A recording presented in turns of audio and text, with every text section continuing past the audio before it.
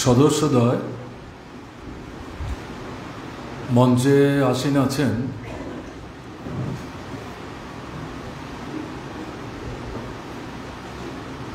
জাতীয় ক্ষেত্রে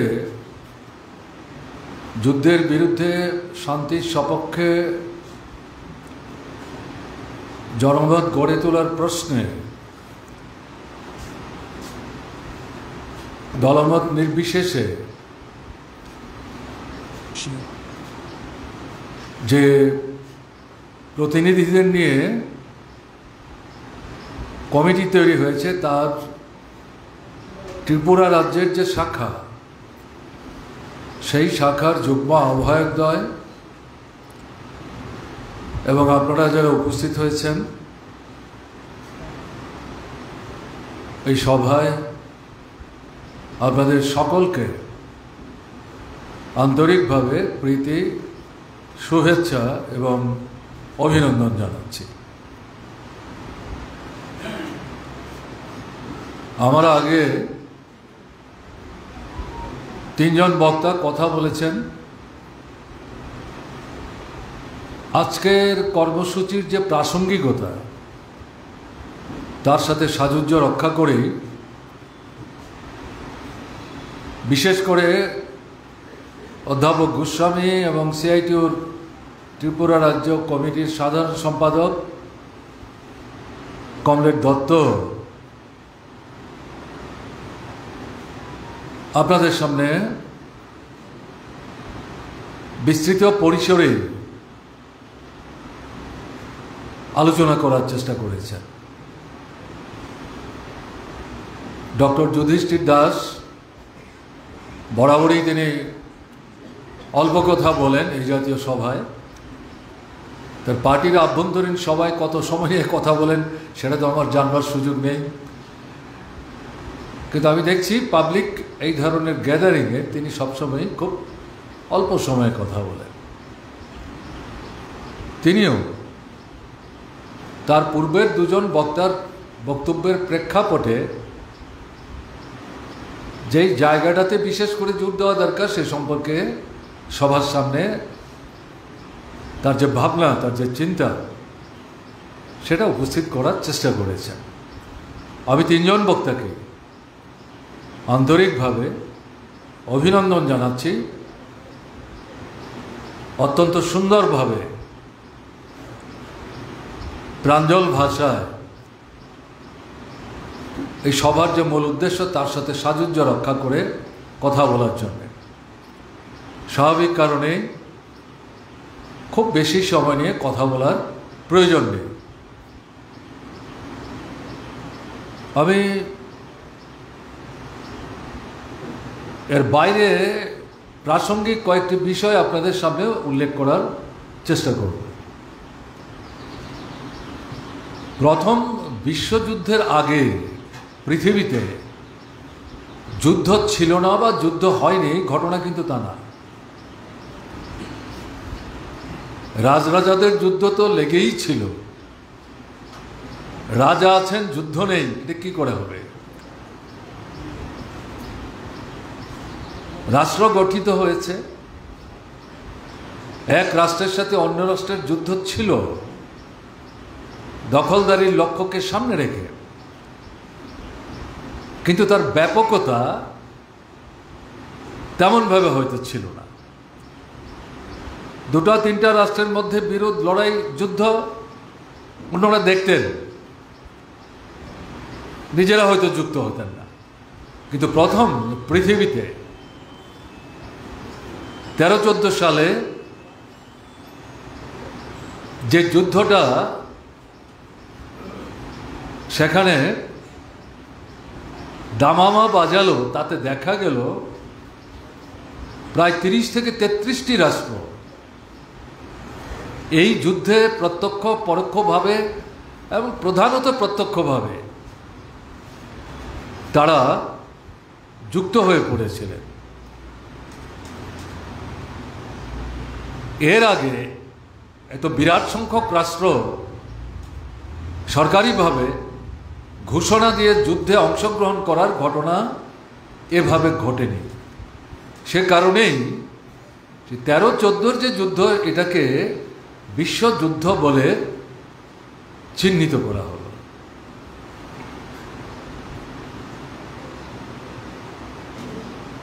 তার পরবর্তী সময়ে যে যুদ্ধ, দ্বিতীয় বিশ্বযুদ্ধ, তাতে প্রায় 70 থেকে 72টা রাষ্ট্র ঘোষণা দিয়ে অথবা অঘোষিতভাবে এই যুদ্ধে তারা অংশগ্রহণ করেছিলেন।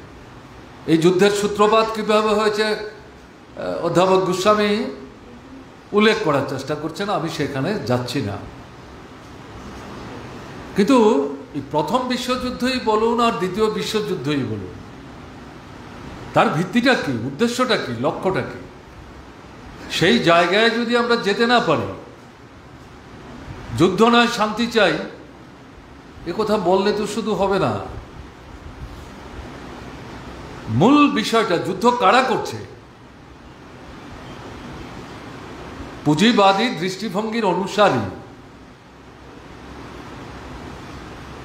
শোষণকে ভিত্তি করে শ্রমজীবী অংশের মানুষকে তাদের ন্যায্য অধিকার থেকে বঞ্চিত করে শোষকদের স্বার্থে যারা রাষ্ট্রশক্তিকে নিয়ন্ত্রণ এবং পরিচালনা করার চেষ্টা করেন, শুধু নিজের রাষ্ট্রের সীমার মধ্যে না, এটার পরিসর প্রশস্ত করবার লক্ষ্য নিয়েই বাজারের উপর কর্তৃত্ব। পুঁজিবাদী দুনিয়ায় অর্থনীতির নিয়ন্ত্রণ শক্তি হচ্ছে বাজার, খোলা বাজার। সেই লক্ষ্য, উদ্দেশ্য এবং দৃষ্টিভঙ্গি থেকেই এই যুদ্ধের সূত্রপাত। কাজেই পুঁজিবাদ থাকবে, যার থেকে পরবর্তী পর্যায়ে সাম্রাজ্যবাদ এবং তার সবচেয়ে ঘৃণ্য চেহারা ফ্যাসিবাদ, এই তিনটার সমন্বয় হয়েছে। তাদের অস্তিত্ব পৃথিবীতে টিকে থাকবে, আর আমরা শুধু বলছি শান্তি চাই, যুদ্ধ না, তাহলে তো হবে না। তাহলে মূল কথাটা কি? পুঁজিবাদকে ধ্বংস করতে হবে। পুঁজিবাদকে যদি ধ্বংস করা না যায়, তাহলে সাম্রাজ্যবাদকে ধ্বংস করা যাবে না। পুঁজিবাদ এবং সাম্রাজ্যবাদকে ধ্বংসের মধ্য দিয়ে ফ্যাসিবাদী যে ব্যভিচারী চেহারা, এটাকে নির্মূল করা সম্ভব হবে। এই বিষয়টি গভীরভাবে আমাদের কিন্তু অনুধাবন করতে হবে, এবং যুদ্ধের বিরুদ্ধে, সাম্রাজ্যবাদের বিরুদ্ধে আমাদের যে ভাবনা চিন্তা, এই ভাবনা চিন্তার সার মর্মটা হচ্ছে, সার বস্তুটা হচ্ছে এবং লক্ষ্যটা হচ্ছে এই পুঁজিবাদকে ধ্বংস করার লড়াই। এবং তার বিকল্প কি? শুধু যুদ্ধ নয়, শান্তি চাই, পুঁজিবাদকে ধ্বংস করো, শুধু পুঁজিবাদ সাম্রাজ্যবাদ ধ্বংস করার কথা বললেই হবে না। বিকল্পটা আমরা কি চাই? পৃথিবীকে তো ধ্বংস করার কথা আমরা বলছি না। বিকল্প আমরা কি চাইছি? বিকল্প আমরা চাইছি শ্রেণীহীন, শোষণমুক্ত একটা সুন্দর সুস্থ সমাজ ব্যবস্থা। নারী পুরুষের সমান অধিকার থাকবে, যার যার যোগ্যতা দক্ষতা অনুযায়ী শ্রমের বিনিময় ঘটিয়ে তিনি উপার্জন করবেন, তার উপর ভিত্তি করে মানুষের সম্মান নিয়ে মাথা উঁচু করে সেই দ্বারা সুদৃঢ় রেখে তারা বেঁচে পড়তে থাকবার চেষ্টা করবেন। কারোর কাছে ভিক্ষা পাত্র নিয়ে তাদের অনুকম্পা যাচনা করবেন না।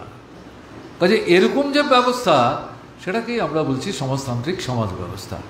কাজে যুদ্ধের বিরুদ্ধে, সাম্রাজ্যবাদের বিরুদ্ধে, পুঁজিবাদের বিরুদ্ধে লড়াই, উল্টো দিকে শ্রেণীহীন শোষণমুক্ত সমাজতান্ত্রিক যে ব্যবস্থার কথা আমরা বলছি, সেই ব্যবস্থা সারা পৃথিবীতে ধীরে ধীরে প্রতিষ্ঠিত করবার জন্যে এই সংগ্রামটাকে কিন্তু আমাদের ব্যাপকতর করার জন্য নতুন নতুন মানুষ যারা, তাদেরকে এই সংগ্রামে সংযুক্ত করার লক্ষ্য নিয়েই আন্তর্জাতিক পরিসরে, বিশেষ করে এই দিনটিকে, তার একটা আন্তর্জাতিক গুরুত্ব এবং তাৎপর্য রয়েছে, যেটা আপনারা শুনলেন এতক্ষণ। এই দিনটিতে একটা ব্যাপক সংহত প্রচার সংগঠিত করার কর্মসূচি সামনে নিয়ে পৃথিবীর যুদ্ধবিরোধী, সাম্রাজ্যবাদ বিরোধী এবং শোষণহীন, শ্রেণীমুক্ত একটা ব্যবস্থা প্রত্যনের ভাবনায় যারা উদ্বেলিত, তাদের এই সংগ্রামটার বিস্তৃতি ঘটাবার লক্ষ্য নিয়ে এই প্রচার আন্দোলন সংগঠিত করা হচ্ছে। এখন যেটা দেখা যাচ্ছে, দ্বিতীয় বিশ্বযুদ্ধের পর, এটা ঠিক আপনারা আলোচনায় শুনেছেন, আপনারা নিজেরাও জানেন, তৃতীয় বিশ্বযুদ্ধ বাধেনি, কিন্তু যুদ্ধ তো থেমে নেই। আমার আগের বক্তাদের আলোচনায় এগুলো উঠে এসছে, আমি সেখানে যাচ্ছি না। এটা থাকবে তো, পুঁজিবাদ থাকবে, সাম্রাজ্যবাদ থাকবে, তার সঙ্গে ফেসিবাদী যে চিন্তাভাবনা, এগুলি সম্পৃক্তভাবে এগিয়ে যাওয়ার চেষ্টা করবে। সেখানে তাদের যে বাজার দখলের যে ভাবনাটা, তাদের পুঁজির পাহাড়কে পর্বতে পরিণত করার লক্ষ্যে, সেখানে যুদ্ধ থেমে থাকতে পারে না। সে কারণেই দেখা যাচ্ছে হয়তো ওই প্রথম বিশ্বযুদ্ধের মতো 33টা রাষ্ট্র, অথবা দ্বিতীয় বিশ্বযুদ্ধের মধ্যে 72-73টা রাষ্ট্র, তারা হয়তো যুদ্ধের সেভাবে যুক্ত হচ্ছেন না, কিন্তু 2টা, 3টা, 4টা, 5টা রাষ্ট্র প্রত্যক্ষ পরোক্ষভাবে দেখা যাচ্ছে কোনো না কোনোভাবে রাষ্ট্রের সাথে, রাষ্ট্রের এই যে লড়াইটা বাজার দখলের লক্ষ্যকে সামনে রেখে, সেই লড়াইটা কিন্তু চলছে। এবং একটা জিনিস এখানে যেটা বিশেষ করে আমাদের উপলব্ধির মধ্যে রাখতে হবে, সেটা আমরা কি দেখছি, সেটা হচ্ছে সমাজতান্ত্রিক সোভিয়েত রাষ্ট্রের অভ্যুদয়ের পর বিকল্প দৃষ্টিভঙ্গি নিয়ে পুঁজিবাদের বিরুদ্ধে সারা পৃথিবীর সামনে নূতন ধরনের যে সমাজ ব্যবস্থা, তার চেহারাটা যখন সোভিয়েত দেশে হাতে নাতে কার্যকরী করার মধ্য দিয়ে পৃথিবীর মানুষের, বিশেষ করে শোষিত বঞ্চিত মানুষের দৃষ্টি আকর্ষণ করবার তারা চেষ্টা করে উদ্দীপনা সৃষ্টি করার চেষ্টা করছিলেন, সেই সময়ে পুঁজিবাদী রাষ্ট্রগুলোর কাছে, সাম্রাজ্যবাদী রাষ্ট্রগুলোর কাছে মূল শত্রু হিসাবে, তাদের চলার পথে বাধা হিসাবে সমাজতান্ত্রিক যে ব্যবস্থা, তাকে চিহ্নিত করে তার বিরুদ্ধে তাদের সমস্ত আক্রমণ কেন্দ্রীভূত করার চেষ্টা কিন্তু তারা শুরু করেছেন, এবং সেটা এখনো অব্যাহত আছে। যদি কেউ মনে করেন, যেটা শঙ্কর দত্ত বলবার চেষ্টা করছিলেন, আমরা যখন আজকের দিনে সারা পৃথিবীর মানুষের সাথে মিলে যুদ্ধ নয় শান্তি চাই স্লোগান তুলি, তখন অনেকে বলেন এখন যুদ্ধ কোথায়। এই যে কথাগুলো উদ্দেশ্যমূলক, সেগুলো তারা ব্যাখ্যা করার চেষ্টা করেছেন, আমি সেখানে যাচ্ছি না। এখন অনেকে হয়তো মনে করবেন সমাজতন্ত্র কোথায়, সোভিয়েত দেশ তো নাই। পূর্ব ইউরোপে একটার পর একটা দেশে সোভিয়েতের লাল ফৌজের সহযোগিতায় যারা সমাজতান্ত্রিক ব্যবস্থা প্রতিষ্ঠিত করেছিলেন, সেগুলো ভেঙে পড়েছে। এরকম একটা জায়গায় দাঁড়িয়ে পুঁজিবাদী দুনিয়ার, সাম্রাজ্যবাদী দুনিয়ার এই সমাজতন্ত্র সম্পর্কে ভয় পাওয়ার এত কারণটা কি, একটু গভীরে যাওয়া দরকার আছে। সোভিয়েত দেশ নাই, পূর্ব ইউরোপের সমাজতান্ত্রিক রাষ্ট্রগুলো হয়তো নাই, কিন্তু চীন তো আছে।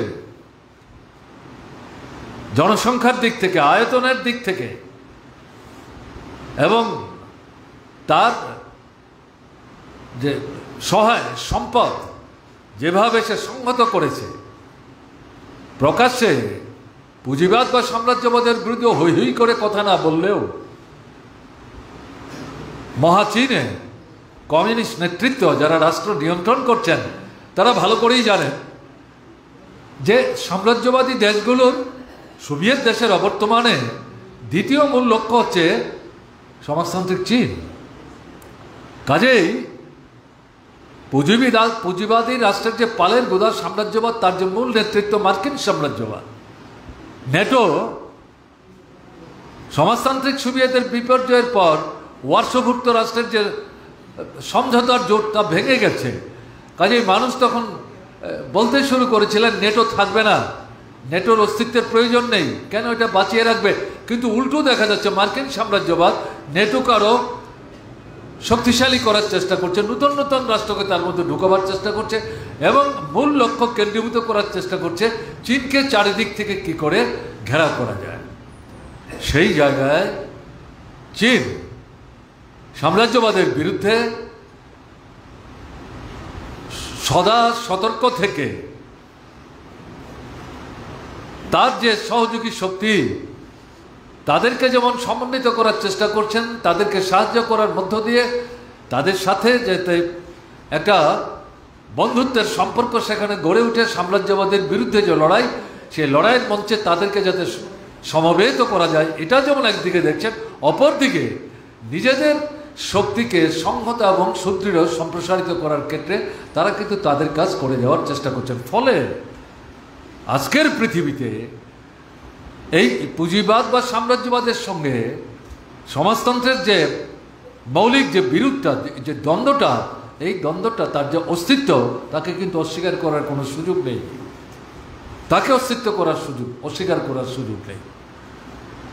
চীনের পর ভিয়েতনাম আছে, উত্তর কোরিয়া আছে, কিউবা আছে। লাতিন আমেরিকায় একাধিক রাষ্ট্রে সমাজতান্ত্রিক ব্যবস্থার অভ্যুদয় হয়েছে, তারা দাবি করেন। লাতিন আমেরিকাতে এমন বহু রাষ্ট্র আছে যারা সমাজতান্ত্রিক ভাবনা চিন্তা নিয়ে তাদের রাষ্ট্র পরিচালনা করার চেষ্টা করছেন। পুরো মাত্রায় হয়তো তারা সমাজতান্ত্রিক না, এটা মধ্যবর্তী অবস্থান নিয়ে তারা অগ্রসর হওয়ার চেষ্টা করছেন।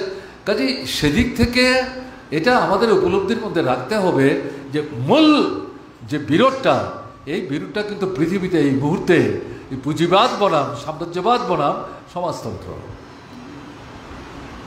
এবং আমরা যখন মনে করছি সাম্রাজ্যবাদের বিপক্ষে সমাজতন্ত্র ছাড়া বিরাজমান যে সমস্যাগুলো থেকে উত্তরণের কোনো পথ নেই, স্বাভাবিক কারণেই আমাদের এই সমাজতন্ত্রের পক্ষে ব্যাপক প্রচার জনগণের মধ্যে কিন্তু নিয়ে যাওয়ার চেষ্টা আমাদের করতে হবে। কিন্তু সোভিয়েত দেশের অভ্যুদয়ের পর নেটোভুক্ত যে রাষ্ট্রগুলো, তার নেতৃত্বে মার্কিন সাম্রাজ্যবাদ, তাদের মধ্যে কিন্তু বাজার নিয়ে খেলখুই আছে, তারাই তো আগে যুদ্ধ করত।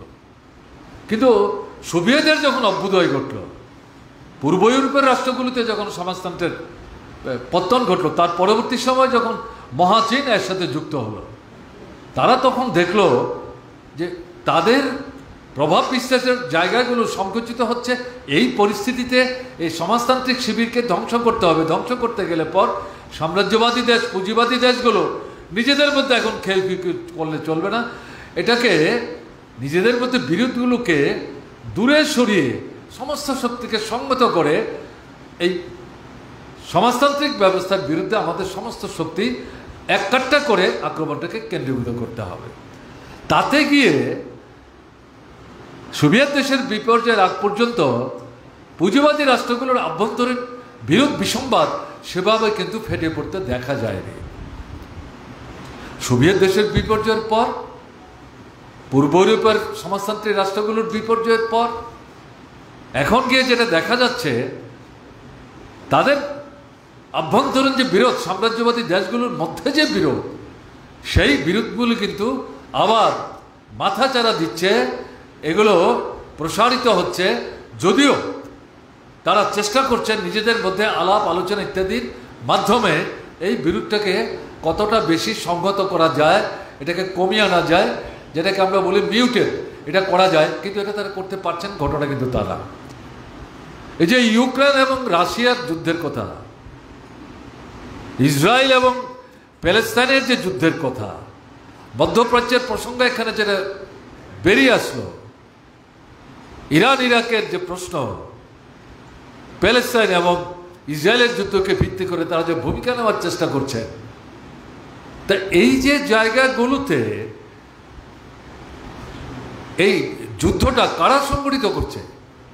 প্রত্যক্ষ পরোক্ষভাবে সাম্রাজ্যবাদী শক্তি, পুঁজিবাদী দুনিয়া প্রধান ভূমিকা নেওয়ার চেষ্টা করছেন মার্কিন সাম্রাজ্যবাদ।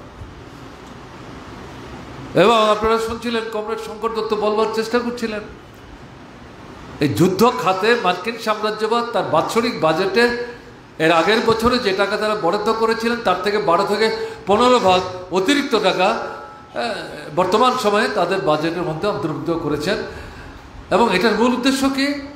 মার্কিন সাম্রাজ্যবাদের যে শিল্প কল কারখানা, তার মধ্যে একটা বড়তম গুরুত্বপূর্ণ এলাকা হচ্ছে যুদ্ধের অস্ত্র তৈরি করা। এটা নিজেদের যুদ্ধের জন্য যেমন পৃথিবীর দেশে দেশে যুদ্ধ বাঁধিয়ে তাদের অস্ত্র বিক্রি করে তাদের পুঁজির পাহাড় প্রসারিত করা এবং তাদের যে অর্থনৈতিক যে অবস্থাটা, সেই অবস্থাটাকে সুসংগত করা, সুদৃঢ় করা, সেই লক্ষ্য নিয়ে তারা কিন্তু এই অস্ত্র তৈরি করার যে কল কারখানা শিল্প, এই জায়গাটাতে তারা জোর দেওয়ার চেষ্টা করছেন। কাজে সেদিক থেকে যেটা বুঝতে হবে, মনে করার কোনো কারণ নেই সোভিয়েত দেশ নাই,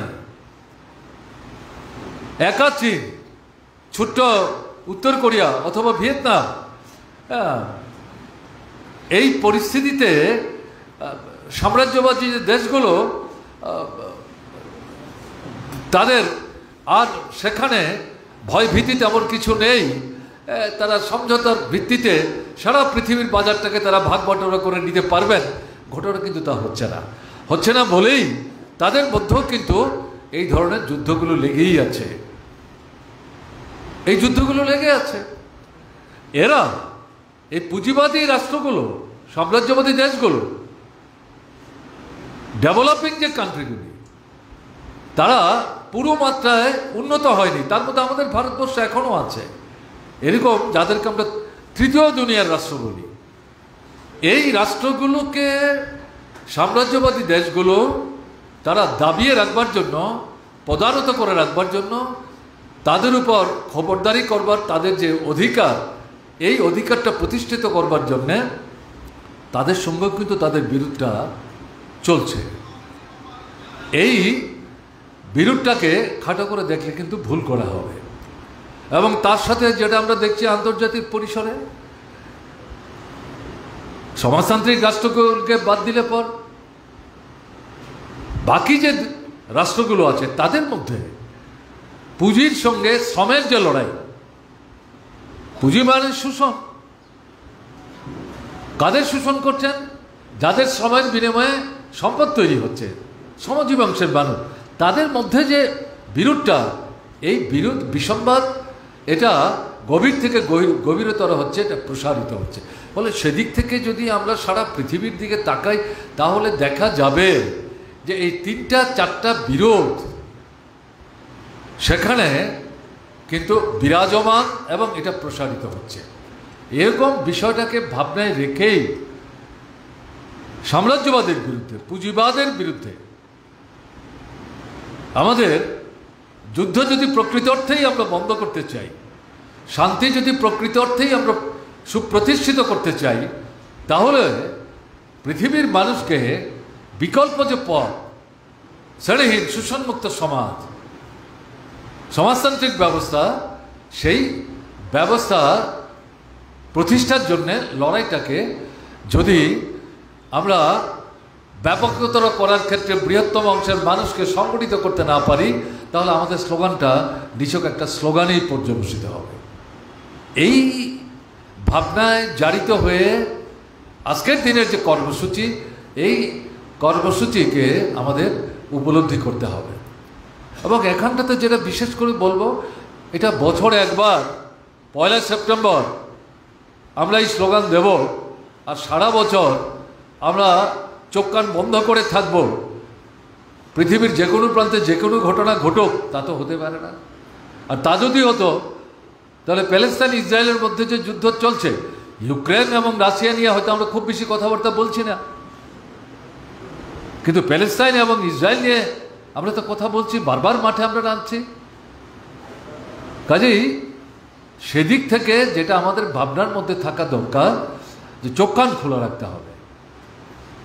সারা বছর ধরে সাম্রাজ্যবাদের বিরুদ্ধে, পুঁজিবাদের বিরুদ্ধে, ফেসিবাদের বিরুদ্ধে এবং সমাজতন্ত্রের পক্ষে শোষণমুক্ত একটা ব্যবস্থা পত্তনের জন্যে এই যে প্রচার আন্দোলন, সেই আন্দোলনকে সংগঠিত করার কাজ কিন্তু আমাদের চালিয়ে যেতে হবে।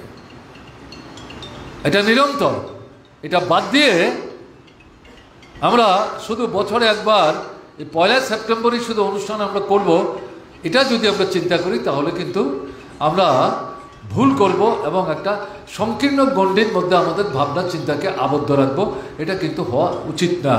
এটা ভাবনায় রেখেই আমাদের অগ্রসর হতে হবে। কাজেই সেই দিক থেকে যেটা বিশেষ করে বলবো, আমাদের দেশে আমরা যেটা লক্ষ্য করছি, আরএসএসের নেতৃত্বে বিজেপি, যদিও এখন আর বিজেপি সরকার বলা যাবে না, এনডিএ সরকার, প্রধান শক্তি বিজেপি, তারা তৃতীয়বারের জন্যে ভারত রাষ্ট্র নিয়ন্ত্রণ করে দেশ পরিচালনা করার চেষ্টা করছে। কিন্তু আমাদের দেশের বর্তমান যে সরকার, তাদের সঙ্গে সাম্রাজ্যবাদী যে শক্তিগুলো, এদের যে সম্পর্ক, এই সম্পর্ক গভীর থেকে গভীরতর হচ্ছে এবং তার নিকৃষ্ট উদাহরণ হচ্ছে ইসরায়েলের সম্পর্কে আমাদের দেশের সরকারের বর্তমান যে অবস্থান, এটা ভাবনায় আমাদের রাখতে হবে।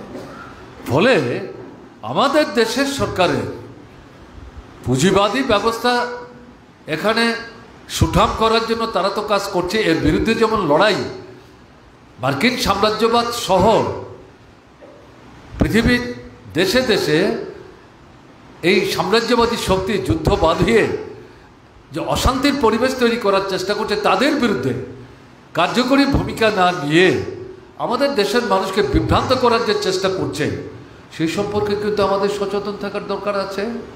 এবং এই জায়গাটাতে আমাদের দেশের রাষ্ট্রশক্তির বিরুদ্ধে তাদের যে শ্রেণীগত অবস্থান, তাদের যে শ্রেণীগত দৃষ্টিভঙ্গি, এটাকে আমরা যদি জনগণের সামনে উপস্থিত করে তাদেরকে কুণ্ঠাসা করার চেষ্টা না করি, তাহলে কিন্তু আমরা ভুল করব।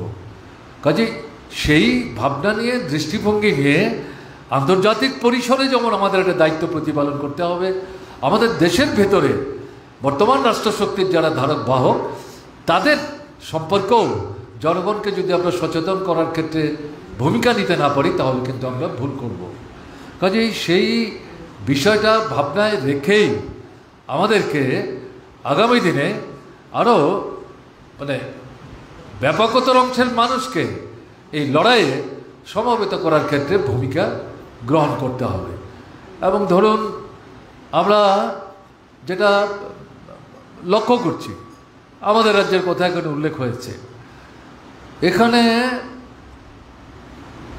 একদলীয় স্বৈরশাসন কায়েম করার চেষ্টা চলছে ফেসিবাদী দৃষ্টিভঙ্গি নিয়ে। 18-র পর থেকে গণতন্ত্র সংহার করে, ভোটকে প্রহসনে পরিণত করে এরা একটার পর একটা নির্বাচনে ক্ষমতা কুক্ষিগত করছে, জনগণের সমর্থন নেই। এরকম একটা জায়গায় দাঁড়িয়ে দেখা যাচ্ছে এই ত্রিপুরাকে একটা ল্যাবরেটরির মতো তারা কিন্তু ব্যবহার করার চেষ্টা করছে। এই যে গণতন্ত্র সংহার করে ফেসিবাদী কায়দায় একদলীয় স্বৈরশাসন কায়েমের চেষ্টা, এদের যে হিন্দু রাষ্ট্রের স্লোগান, এটা তো ফেসিবাদী দৃষ্টিভঙ্গি থেকে। সেই স্লোগানকে ভাবনায় রেখে সারা ভারতবর্ষের বুকে এই তারা কর্তৃত্ব স্থাপন করবার জন্যে যে পদ্ধতি অনুসরণ করে অগ্রসর হতে চান, ত্রিপুরাকে তারা সেই জায়গায় একটা পরীক্ষাগার হিসেবে, ল্যাবরেটরি হিসাবে ব্যবহার করার চেষ্টা করছে। এরকম একটা জায়গায় দাঁড়িয়ে আমরা যেটা লক্ষ্য করছি, ত্রিপুরার মানুষ অল্প সময়ের ব্যবধানে এটা কিন্তু উপলব্ধি করতে পারছেন। এবং আমরা দেখেছি 23-এর বিধানসভা নির্বাচনের ফলাফলের মধ্য দিয়ে, তার পরবর্তী সময়ে 2টো উপনির্বাচন সোনামুড়ায়, তার পরবর্তী সময়ে পঞ্চায়েত নির্বাচন, আপনারা দেখেছেন 70 উপর পঞ্চায়েত দখল করেছে, কাউকে দাঁড়াতেই দিল না। তারপরে যে 30 29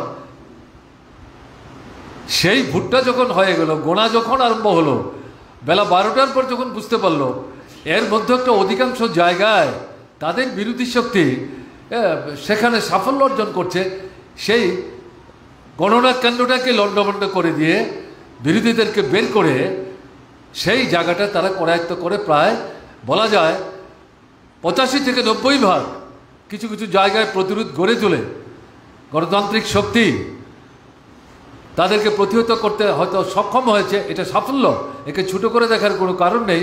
কিন্তু তারপরেও 85 থেকে 90 বার তারাই কিন্তু সেখানে করায়ত্ত করার চেষ্টা করেছে। কাজেই এটা যেমন আমাদের রাজ্যের ক্ষেত্রে একটা অভিজ্ঞতা, 24-এর লোকসভা নির্বাচনে সারা দেশের ক্ষেত্র যারা 370, 400 পার এই স্লোগান দিয়েছিল তাদেরকে তো মানুষ একটা ধাক্কা দিয়েছে। কাজে তারা যা চাইছে তেমনটা করতে পারছে, এটা মনে করার কিন্তু কারণ নেই। আবার আমরা লক্ষ্য করছি পরিবর্তিত পরিস্থিতিতে এরা সরকারে থাকলো, সেই কৃষকরা আবার রাস্তায় নামছেন, শ্রমিকরা রাস্তায় নামছেন, ছাত্রদের আন্দোলন একটু বলা যায় স্থিমিত অবস্থায় চলে গেছিল।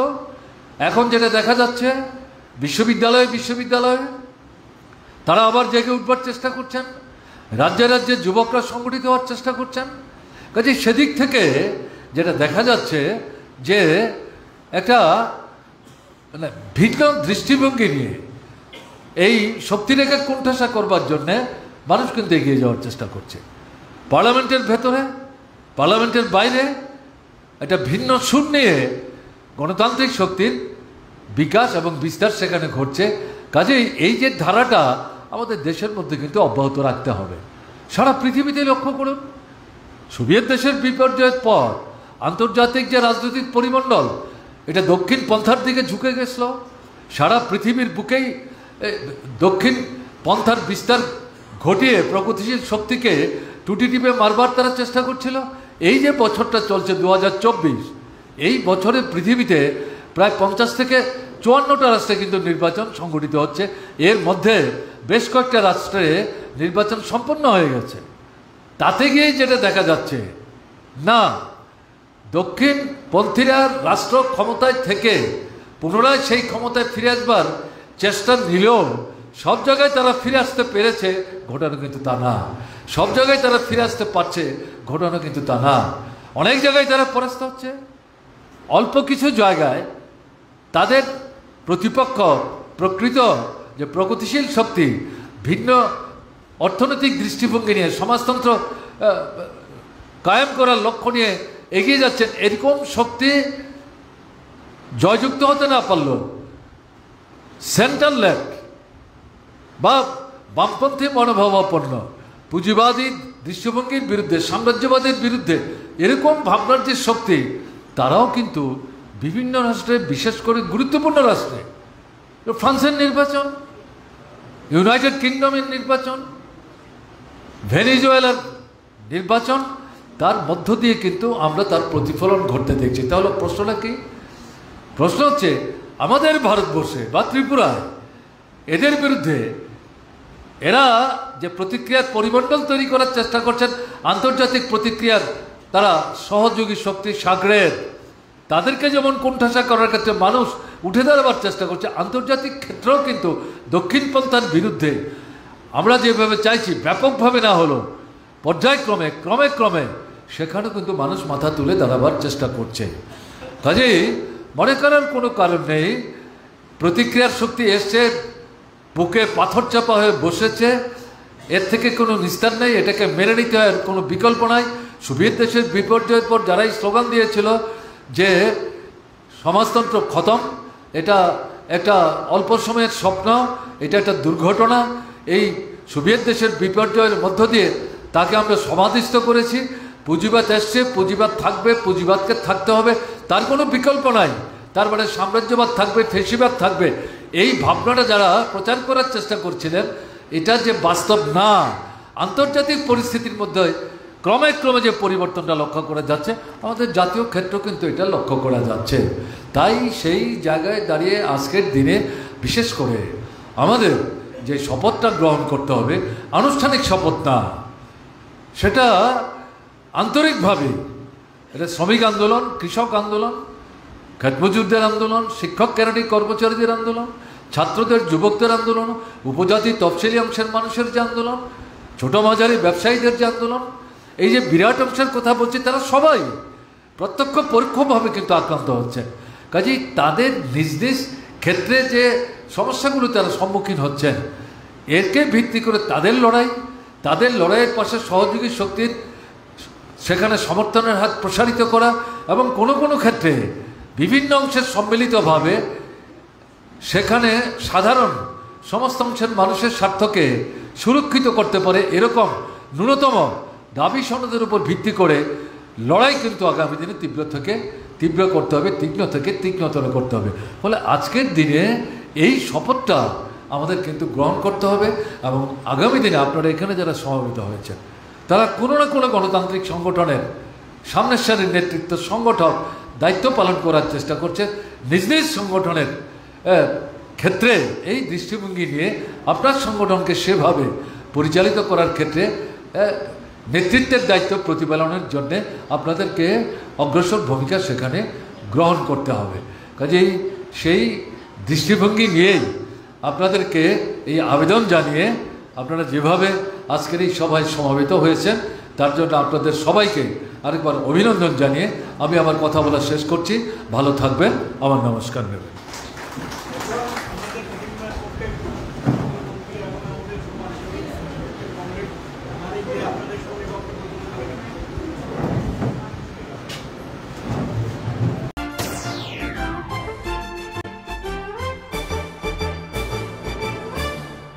রান্নার স্বাদ এবং গুণমান বৃদ্ধি মানেই সিস্টার গুঁড়া মশলা। সয়াবিন আটা সুজির পর প্রত্যেকের সুস্বাস্থ্যের জন্য এবার রান্নার তেলের দায়িত্বেও sister kachi ghani mustard oil. Sister, আপনাদের বিশ্বাস আমাদের দায়িত্ব।